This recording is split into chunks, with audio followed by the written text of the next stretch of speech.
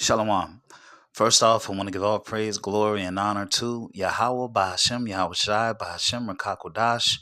Double honors to the apostles and the elders of Great Millstone. Salutations to the hopeful elect that are scattered throughout the four corners of the earth. And to all my brothers out here preaching this truth to you, I say Shalom. This is Amatazar from the Chicago camp, coming back at you again with another lesson entitled The Epstein Regime is Looking Bad. Err in every work, beast shall hate the whore. All right, so this lesson is just going into the blunders, the blunders, all right, that we see with the Epstein regime. Okay, I did a lesson last week called the Epstein regime because Iran calls uh, uh, Trump and his leadership the Epstein regime. Okay, um, and that was meant to signify all of the immoral and dastardly and wicked things that are in the Epstein files. Okay, who making war with them? All right, so let's take a look. So here you have, let's see, Pete Hegseth, right? He's under investigation for insider trading. Okay, for a lack of uh, you know, that's what it is. Okay, so allegedly he is all right, insider trading, profiting off of this war. All right, now could that be the motivation? uh, could that be the motivation behind the push? All right, to act by yourself and just declare war. All right, illegally. It says Secretary of War Pete Hegseth is currently facing allegations that a broker acting on his behalf attempted to make a multi-million dollar investment in defense-related stocks just weeks before the United States and Israel launched military strikes against Iran.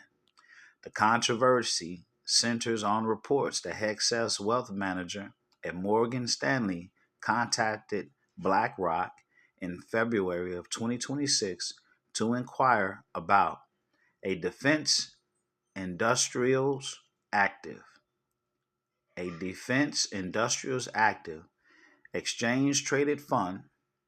This occurred while Hegseth was reportedly a leading advocate for the subsequent campaign against Tehran. All right. Very interesting, right? Very, very interesting. This is Sirach 5 and 8. It says, Set not thine heart upon goods unjustly gotten, for they shall not profit thee in the day of calamity. All right. So here you have it in the earth. All right. You see the wicked doing wickedly.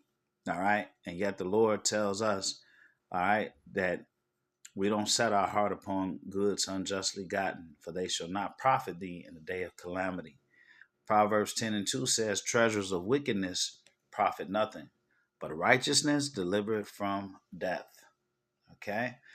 And Habakkuk 2 and 16 says, Thou art filled with shameful glory. Drink thou also, and let thy foreskin be uncovered. The cup of Yahweh's right hand shall be turned unto thee, and shameful spewing shall be on thy glory. All right. So uh, the Department of War, okay, the head of the Department of War is being investigated for trying to profit off of war and death. Another blunder. All right, this is very important that you didn't really hear in mainstream American news because they don't want you to know. All right, that they fucking up. That's the Spirit of Err. All right. It says reports indicate that a U.S. Air Force E-3 Sentry, a highly valuable flying radar plane, was destroyed or severely damaged during the Iranian missile and drone strike on Prince Sultan Air Base in Saudi Arabia on March 27, 2026. Key details of the incident. The aircraft, the E-3 Sentry, is an airborne warning and control system estimated to cost between 300 million and 500 million dollars. Okay, so here you have an a $300 to $500 million plane that was destroyed by Iran that they ain't really talking about. It is used to track hundreds of targets simultaneously and coordinate airstrikes. The damage, social media images verified by news outlets like BBC Verify and NBC News, show the aircraft with its tail severed and its signature rotating radar dome on the ground. Strategic impact. Analysts describe the loss as a serious blow to U.S. surveillance capabilities in the region. This marks the first ever combat loss of an E-3 Sentry. All right. Other losses. The same strike reportedly damaged several KC-135 refueling tankers and injured at least 10 to 12 U.S. service members. The broader context, it says, the strike is part of the ongoing conflict that began in late February 2026. Reports from The Guardian suggest that Russian satellite intelligence may have helped Iran coordinate the attack by photographing the base multiple times in the days leading up to the strike. All right. Isaiah 19:14. It says, Yahweh have mingled a perverse spirit in the midst thereof, and they have caused Egypt to err in every work thereof, as a drunken man staggereth in his vomit. All right.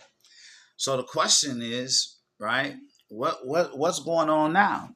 Right? So now what you're seeing members of NATO pull away from the United States, refusing to provide assistance. For instance, using their land or airspace. All right. So these are NATO countries that are refusing. All right. The North Atlantic Treaty Organization. All right, which is known as the Beast. All right. They're refusing to allow America to use its land or airspace. All right. So we're going to point these out a little bit.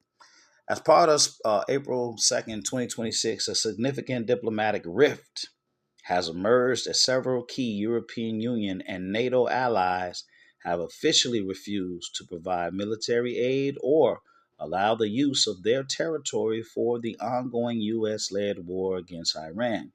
Noticing they said the U.S.-led war. This opposition, primarily led by Spain, France, and Italy, centers on the lack of a United Nations mandate and concerns over the war's legality. All right. So it's being said that this war is 100% illegal. Okay. Key European refusals. While the United States and Israel continue Operation Epic Fury, launched February 28th, 2026, European response has been characterized by strategic distancing. Spain has taken the most assertive stance, closing its airspace to U.S. military aircraft involved in the conflict and refusing access to the jointly operated naval station Rota and Moran Air Base. France and Italy, both nations have denied requests for direct military support and barred U.S. assets from using their bases for offensive operation against Iran. United Kingdom. While more supportive than its neighbors, the UK has limited its role to defensive actions and has resisted calls to join a broader ground war.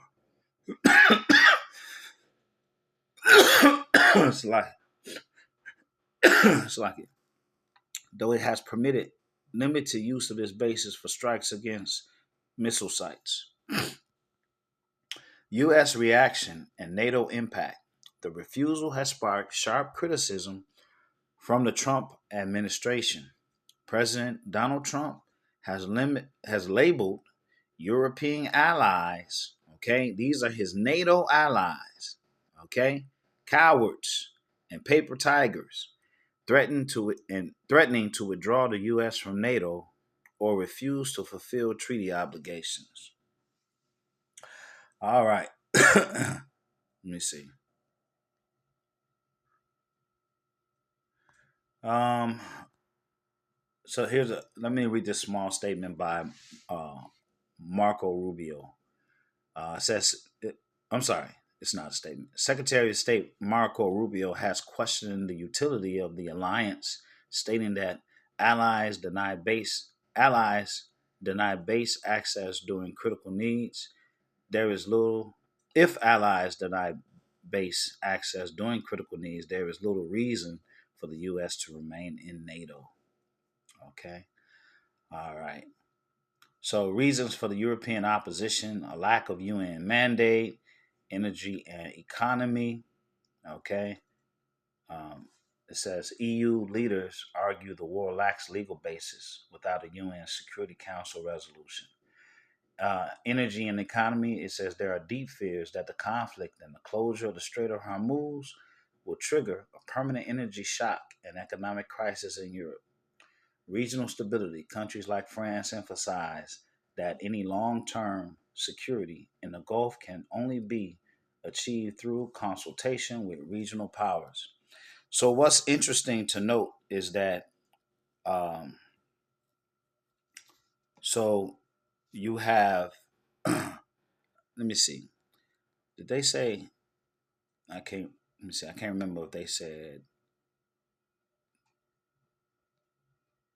the British, let me see, did they say Spain, France, and Italy? Okay. Spain and France are for sure two of the seven heads. Okay. Um, and Italy, okay, being part of the common markets, all of it is NATO. Okay. All of it is NATO. And I can't remember if they said the United Kingdom or British. I'm not sure. But either way, we're seeing, okay, members of NATO pull away from America. It says the 2026 war against Iran is considered illegal by various legal experts and international bodies, primarily because it was initiated without congressional authorization in the United States and lacks a clear legal mandate under international law. Violation of the U.S. constitutional law. Lack of congressional approval under Article 1, Section 8 of the U.S. Constitution. Only Congress has the power to declare war. The 2026 strikes were launched unilaterally by the executive branch without a declaration of war or a new authorization for the use of military force. You see that? War Powers Act. It says 1973 War Powers Resolution requires the president to consult with Congress and withdraw troops within 60 to 90 days unless authorization is granted. Critics argue this process was bypassed, making the conflict unconstitutional from its inception. So from the jump, okay, here you got that spirit of air, all right, because of that pride. Violation of international law, UN Charter Article 2.4. It says this article prohibits the threat or use of force against the territorial integrity or political independence of any state. Legal experts agree the United States and Israeli strikes constitute an illegal war of aggression. Absence of imminent threat. For a preemptive strike to be legal under the Caroline Doctrine, the threat must be instant, overwhelming, and leaving no choice or of means. Both U.S. intelligence and the IAEA reported no evidence of an imminent nuclear weapons program or any impending Iranian attack at the time of the strikes. No Security Council mandate. The UN Security Council did not authorize the use of force, which is one of the only two legal exceptions to the prohibition on war, the other being immediate self defense against an actual armed attack. So, all of these bullet points, okay, America violated. All right. Trump and the Epstein regime has violated. All right. And this is the spirit of air. Revelation 17:15, Revelation 17 and 15, it says, And he saith unto me, The waters which thou sawest, where the whore sitteth, are peoples and multitude and nations and tongues. And the 10 horns which thou sawest upon the beast, these shall hate the whore, and shall make her desolate and naked, and shall eat her flesh, and burn her with fire. And those 10 horns, that's representing that NATO, okay? For God hath put in their hearts to fulfill his will, and to agree and give their kingdom unto the beast, until the words of the Most High shall be fulfilled. And the woman which thou sawest is that great city which reigneth over the kings of the earth. So the whore that's going to be burned with fire, all right, is America, all right, and we're seeing these prophecies come straight to life, okay, right in front of us. So this has been the Epstein regime is looking bad, err in every work. The beast shall hate the whore. I pray that this lesson has been edifying. Until the next one, Shalom.